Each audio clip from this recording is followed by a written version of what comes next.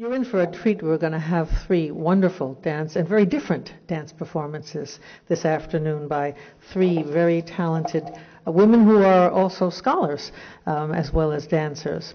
The first, Kiran Chauhan, will perform dances in the Kathak style, which is a North Indian style. She has studied under a great teacher, Pandit Birju Maharaj, and she's also an accomplished choreographer. Avantika Mehrotra will perform in a style that comes from Orissa. It is called the Odissi style. She studied for many years in India and then did a BA in sociology from Northwestern and an MA in the humanities from the University of Chicago, which I was privileged to be part of. Rumya Shri Chatterjee will dance in the Kuchipudi style, which comes from South India. She has also studied with famous Indian dance teachers in Texas and is now in the fourth year of her program of doctoral studies in ethnomusicology at the University of Chicago. So I'm going to begin by telling you just a little bit about, I'm not really going to talk about Ramanujan today. I'm going to talk about Ramanujan on May 1st. I'm going to talk about, you have to come back for Ramanujan. Oh, I'll tell you wonderful things about Ramanujan on May 1st. So I want to just talk a little bit about the storytelling aspects of dance, which is the connection with the story and the opera and the dancing, namely that stories are told in dance and stories are also told about dancing in India. And the stories about dancing take two very different forms. The god Shiva, who is the great Nataraj, the great king of the dance, dances two very different sorts of dances. One is a charming, elegant, erotic dance, lasya, charming and elegant. And the other is the tandava, which is a dance of destruction and death. And dance has both of those meanings in Indian mythology as well. There are stories about dance being part of death, being part of destruction, in particular being part of the destruction of self-control. So there are Indian dancers from heaven, apsarasas, nymphs, celestial courtesans, who come down and destroy sages who are trying to withdraw from the world, and the dancer lures them back. There's a story told about the god Shiva, who sees an ascetic who's been performing asceticism for so long that he magically transforms his body so that when he pricks his thumb, instead of blood, plant sap flows from the wound. And he's so excited by this that he begins to dance. And he dances and he dances and he begins to destroy the world. He's dancing so much. His dancing is bad. So Shiva comes down and says, "What are you dancing about?" And he says, look at the sap flowing from my thumb." And Shiva says, "That's nothing." And he cuts his own thumb with his thumbnail, and from the wound, ashes, white as snow, flow. And the ascetic stops dancing. So that's one kind of a story about dancing in India. The other kind of dance, the lasya dance, the charming dance, is associated with women and with sexuality. It's even a representative form of sexuality in some ways. There's a dance that Shiva does, which is called the death of death. Yamantaka, the killer of death, when Shiva, the same god that stopped the ascetic from dancing, dances on the body of death, and in that way kills death. In particular, he kicks death in the chest, which is regarded as a particular kind of a dance step. The Urdhva Tandava goes like that. Yes, you can see it. One interpretation of this image gives credit for the conquest of death not to Shiva, but to his wife, Parvati, because Shiva is depicted often as half man, half woman, and Shiva's on the right, and his wife Parvati is on the left. And so it's Parvati's leg, it is said, that really kicks death to death, not Shiva's. Sometimes, however, there's a contest between a god and a demon, or the god and his wife. There's a story of the dancing of the goddess Kali, who is ordinarily a very destructive goddess. She's the goddess with skulls around her neck and so forth. And there's the story of a demon named the Demon of the Ashes, who was destroying everybody because he had a magic talent. he could put his hand over the head of someone and that person was burnt to ashes. So the goddess Kali went to him and said, let's dance. He said, sure. She's very beautiful. She wears skulls around her neck, but she's very beautiful. And so they start dancing, and she says, you do what I do. He says, okay. So she dances like this. He dances like that. She dances like this. He dances like that. And then she goes like this. And he goes like this.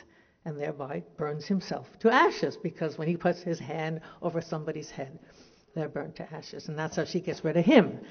And finally, there's a story of a contest of dancing between Shiva and Parvati, where Shiva says, let's dance, and whoever can, anything I can do, you can do better. Think of Ethel Merman at this moment.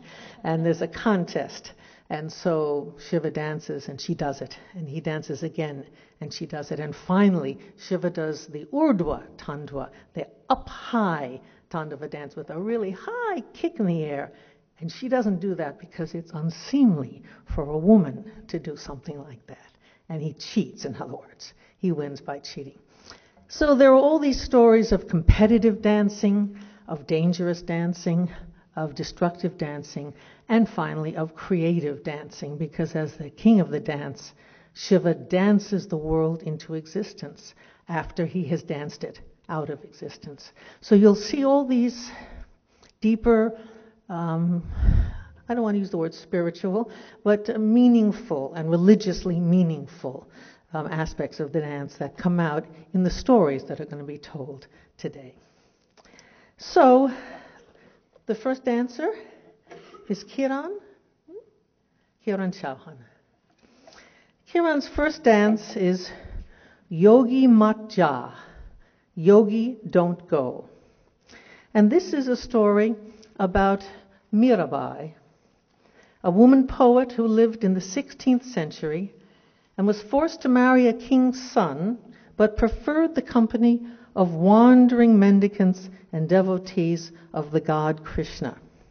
The king, sometimes her husband or her father-in-law, the story is told many times in many different ways, tried in vain to kill her. She left her marriage to join the devotees of Krishna. Her poems are the most quoted, her life story the best known of all the North Indian saints. In the dance that Kiran will perform, Mirabai imagines that Krishna, in the guise of a saint, is standing at her door. She begs him not to leave, or she will come with him. Social restraints make the saint reluctant. It would not be proper for a woman to walk off with a saint, particularly a woman married to a prince. She then suggests that she will burn herself to ashes, and the saint can apply her ashes to his body, and then she will always be with him.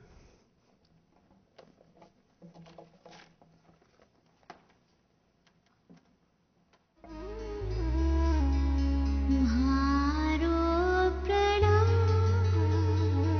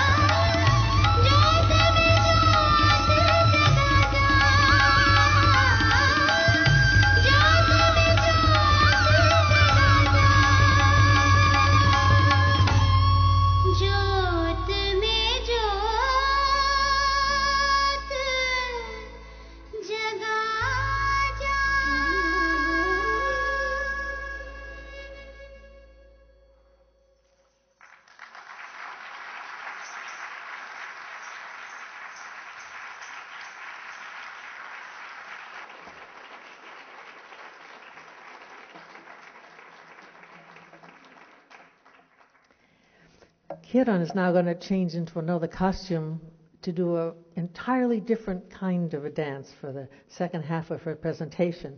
And while she is changing, I will while away the time by telling you a little bit about what makes the difference between the dance style you've just seen and the dance style you're about to see. Her next dance, the Tarana, unlike the one that you just saw, doesn't have a literal meaning. It's more characterized by the brilliant technique and spectacular footwork, of which you already have seen a bit now. The style of Tarana developed in North India during the period from the middle of the 16th century to the mid-19th century, when India was ruled by people of Turkish descent called the Mughals.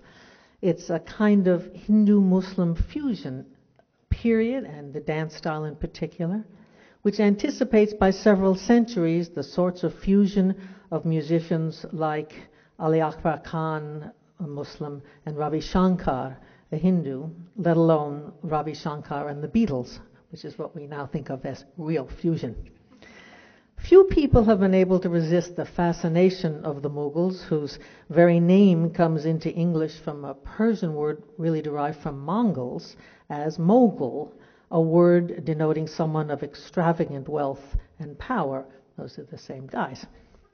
In the realm of religious texts, Sufism, which is a kind of Islam highly influenced by Hinduism, or if you prefer, a kind of Hinduism highly influenced by Islam, transfused popular literature in India so thoroughly that it's often hard to tell which tradition is the source of a particular folk song or art form.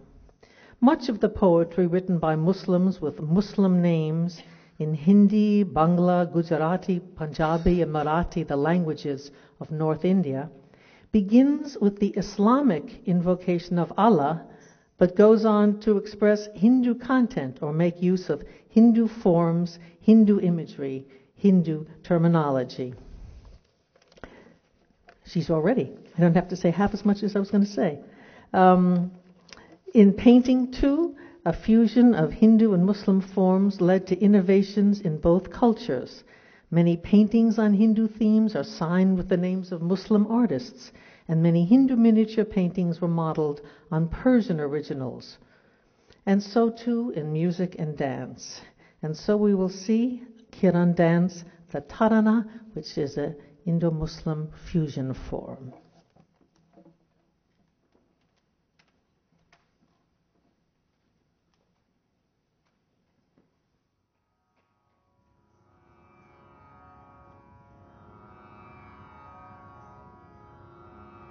प्रस्तुत है तराना।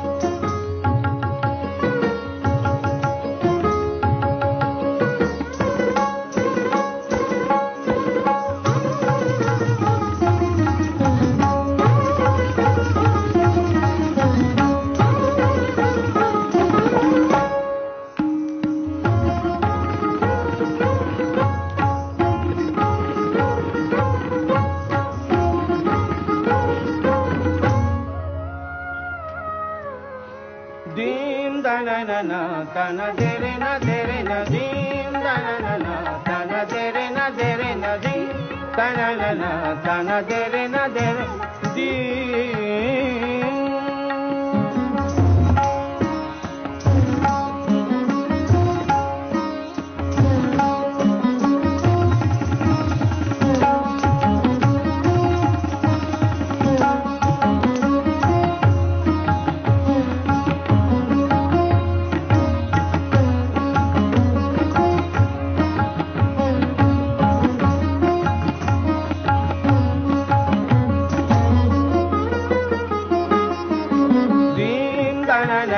Tana dere tadari dani dim tana na tana dere tadari dani dim tana tana dere na tadari dani tana tana dere na tadari dani tana tana dere na da da re da ni da na dere na di da na dere na di da na dere na di.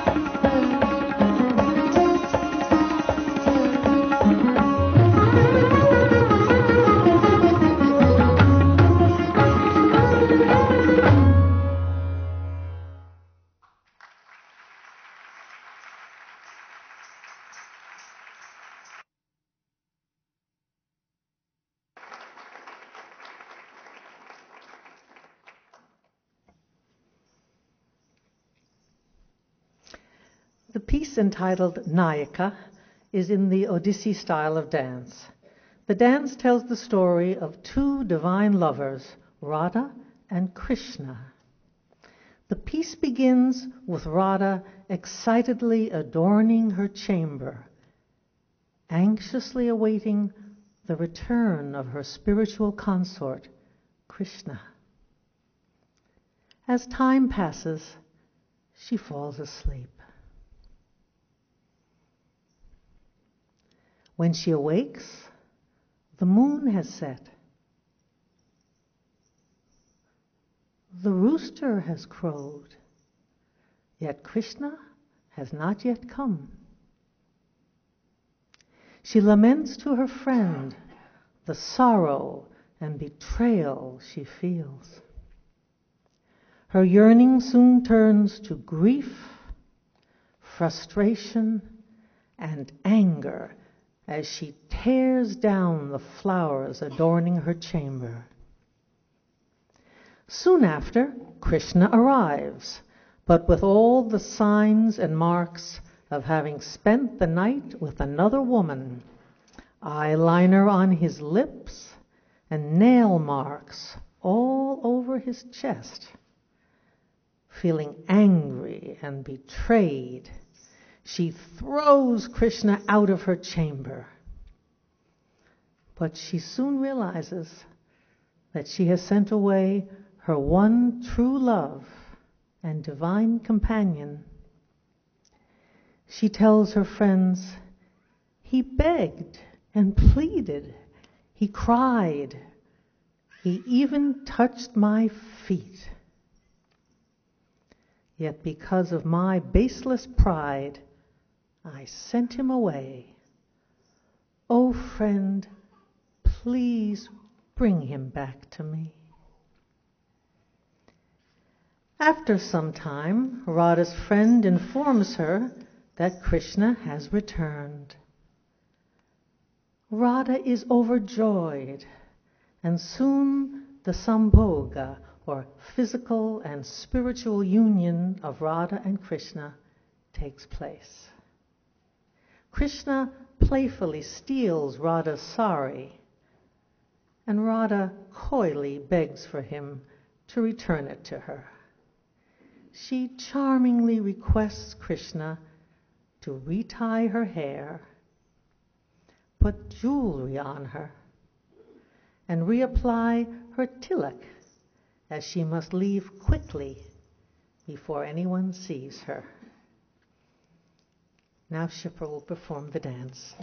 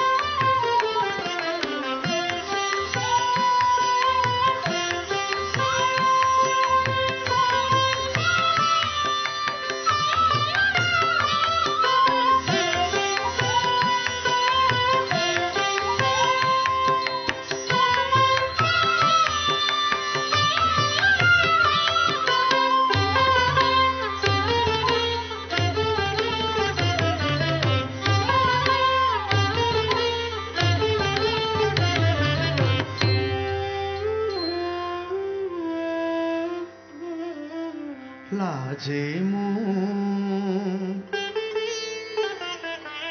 लाजे मु लाजे मु गलिटी सढी लीला निधि हे लाजे मु गलिटी सढी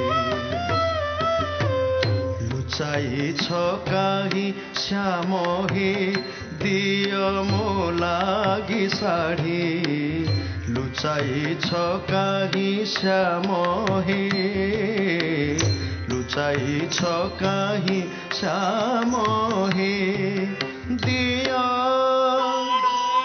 दिय दिय मो लागि साडी लाजे मु गलिटी सढी लीला निधि हे लाजे मु गलिटी सढी लक्ष लक्ष राण अछिटी मोर ललाम आदि भूषा सज कर लक्ष लक्ष राण लक्ष लक्ष राण अछिटी मोर ललाम आदि भूषा सज कर ललाम आदि भूषा सज कर ललाम आदि भूषा सज कर लिभिथिब भुरु मध्य तिलक लिभिथिब भुरु मध्य तिलक लेखि दिय बेगे न देखु लोक लाजे मु गलिटी सढी लीला निधि हे लाजे मु गलिटी सढी लीला निधि हे लाजे मु गलिटी सढी लीला निधि हे लाजे मु गलिटी सढी लाजे मु गलिटी सढी लाजे मु गलिटी सढी लाजे मु गलिटी सढी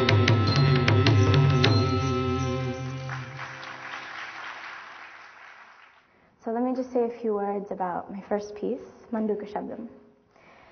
The Shabdam is one of the oldest genres in the Kuchipudi tradition. It generally depicts a scene from one of the great Hindu epics. And in this Shabdam, one of the things I find particularly fascinating is that it includes what is called a salam daruvu, or a Muslim salutation, at the very end. So despite that this is actually a scene from a Hindu epic, this piece was probably composed and performed for a Muslim king and his court. So in Manduka Shabdam, the dance begins by setting the scene for the narrative and describing a beautiful forest, the trees, and the fragrant jasmine. It also describes the wildlife, birds, deer, and finally, a beautiful waterfall leading to a lake. It is in this lake that two mandukam, or frogs, have been for ages telling the story that they witnessed long ago of the great King Gajendra, king of the jungle, and how he was almost captured and slain by a mere alligator. In his moment of need, Gajendra calls out to Lord Vishnu. And Vishnu, along with his wife, on his vehicle, Garuda, comes to earth and slays the Makari, thus saving Gajendra. Manduka Shabdam in Ragamalika, set to Mr. Chaputalam.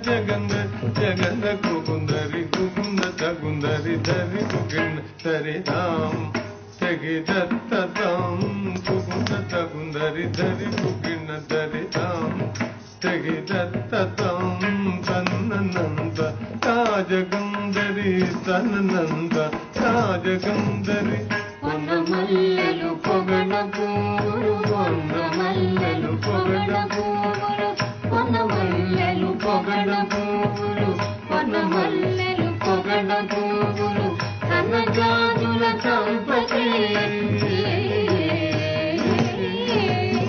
వనమల్లెలు పొగడ పూలు వనమల్లెలు పొగడ పూలు సన్నజాజుల సంపతి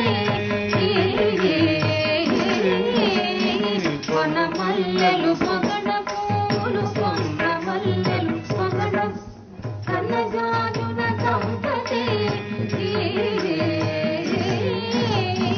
వనమల్లెలు పొగడ పూలు వనమల్లెలు పొగడ పూలు సన్నజాజుల సంపతి వనమల్లెలు పొగడ పూలు వనమల్లెలు పొగడ పూలు సన్నజాజుల సంపతి వనమల్లెలు పొగడ పూలు వనమల్లెలు పొగడ పూలు సన్నజాజుల సంపతి వనమల్లెలు పొగడ పూలు వనమల్లెలు పొగడ పూలు సన్నజాజుల సంపతి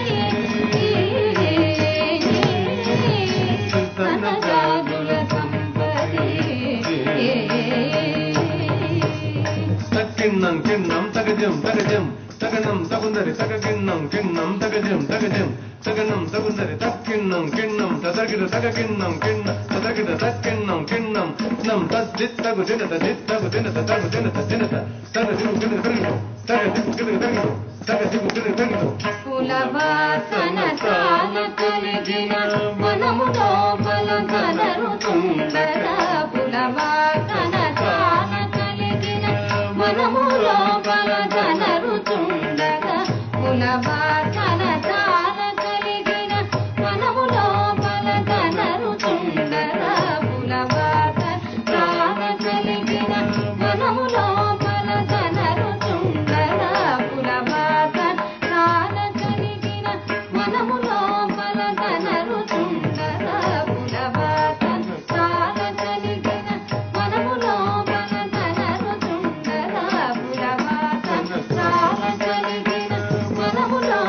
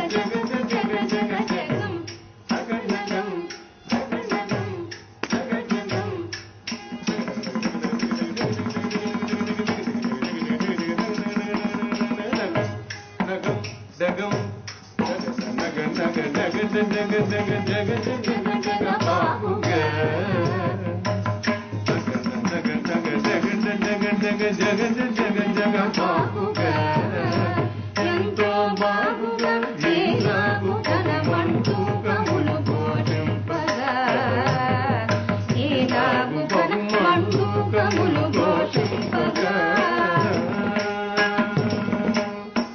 దరిగిట దాహం దిత్త జే జే జంతరి దిగి దిత్త దిత్తరి దిగి దుగు దుగు దిత్త దిత్తగు దిగుగు తత్తగు దిగుగు తత్తుంగు తరిసది తరిసది తరిసది తర్రగర్ర తర్రగర్ర దాగుగు తగుడే గుగుడే గుడింగు తర్రగర్ర తర్రగర్ర దాగుగు తగుడే గుగుడే గుడింగు తర్రగర్ర తర్రగర్ర దాగుగు తగుడే గుగుడే గుడింగు తర్రగర్ర తర్రగర్ర దాగుగు తగుడే గుగుడే గుడింగు తర్రగర్ర తర్రగర్ర దాగుగు తగుడే గుగుడే గుడింగు తర్రగర్ర తర్రగర్ర దాగుగు తగుడే గుగుడే గుడింగు తర్రగర్ర తర్రగర్ర దాగుగు తగుడే గుగుడే గుడింగు తర్రగర్ర తర్రగర్ర దాగుగు తగుడే గుగుడే గుడింగు తర్రగర్ర తర్రగర్ర దాగుగు తగుడే గుగుడే గుడింగు తర్రగర్ర తర్రగర్ర దాగుగు తగుడే గుగుడే గుడింగు తర్రగర్ర తర్రగర్ర దాగుగు తగుడే గుగుడే గుడింగు తర్రగర్ర తర్రగర్ర దాగుగు తగుడే గుగుడే గుడింగు తర్రగర్ర తర్రగర్ర దాగుగు తగుడే గుగుడే గుడింగు ఉగ్రతాపము తోగజేంద్రుడు బద్ధుడై బల్మగరి చేతను ఉగ్రతాపము తోగజేంద్రుడు బద్ధుడై బల్మగరి చేతను ఉగ్రతాపము తోగజేంద్రుడు బద్ధుడై బల్మగరి చేతను ఉగ్రతాపము తోగజేంద్రుడు బద్ధుడై బల్మగరి చేతను ఉగ్రతాపము తోగజేంద్రుడు బద్ధుడై బల్మగరి చేతను ఉగ్రతాపము తోగజేంద్రుడు బద్ధుడై బల్మగరి చేతను ఉగ్రతాపము తోగజేంద్రుడు బద్ధుడై బల్మగరి చేతను ఉగ్రతాపము తోగజేంద్రుడు బద్ధుడై బల్మగరి చేతను ఉగ్రతాపము తోగజేంద్రుడు బద్ధుడై బల్మగరి చేతను ఉగ్రతాపము తోగజేంద్రుడు బద్ధుడై బల్మగరి చేతను ఉగ్రతాపము తోగజేంద్రుడు బద్ధుడై బల్మగరి చేతను ఉగ్రతాపము తోగజేంద్రుడు బద్ధుడై బల్మగరి చేతను ఉగ్రతాపము తోగజేంద్రుడు బద్ధుడై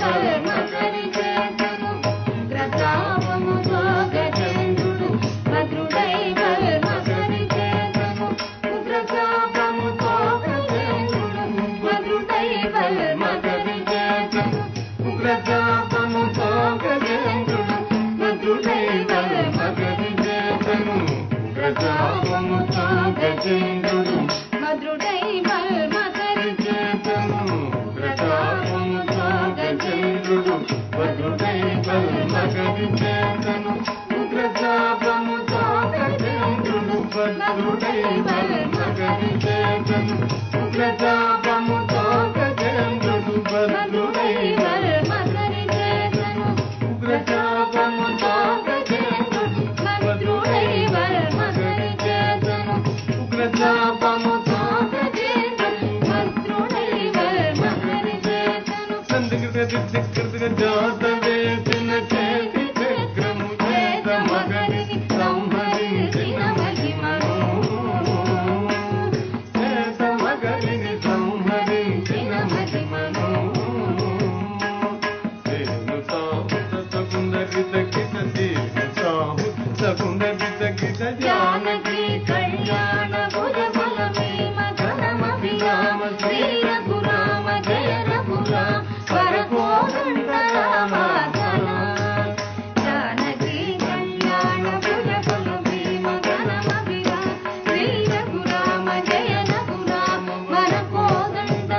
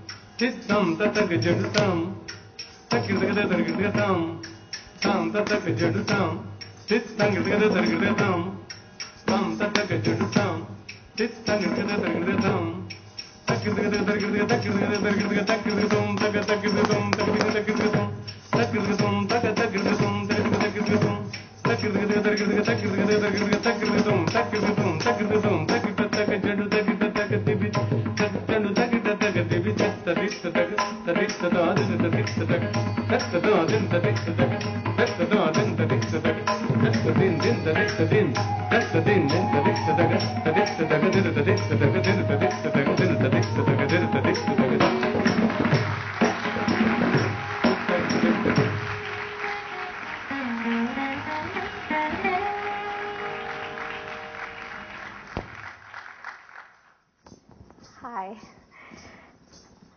So my second piece, Bhama Kalapam, the Kalapam is also one of the oldest genres in Kuchipudi dance. Something you may have noticed in the Kuchipudi tradition is that it tends to alternate extremely tiring virtuosic sections with narrative or storytelling sections. So the Kalapam, this particular Kalapam, Bhama Kalapam, is from what some may call the quintessential Kuchipudi genre, the Nritya Natakam or dance drama. The Sri Krishna Parijatam is actually, I think it's in your program, is the dance drama from which I have excerpted this dance. And the dance drama itself tells the story of Krishna and his two wives, Rukmini, the devoted one, and Bhama, the beautiful one.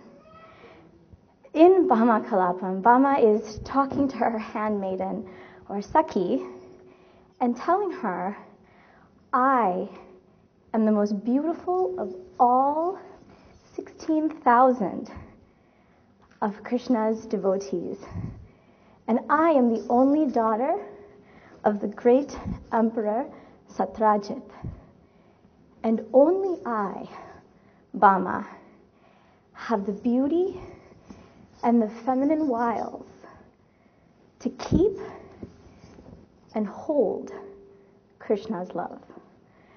Bhama Kalapam in Mukhari Ragam, set to Mr. Chapatalam.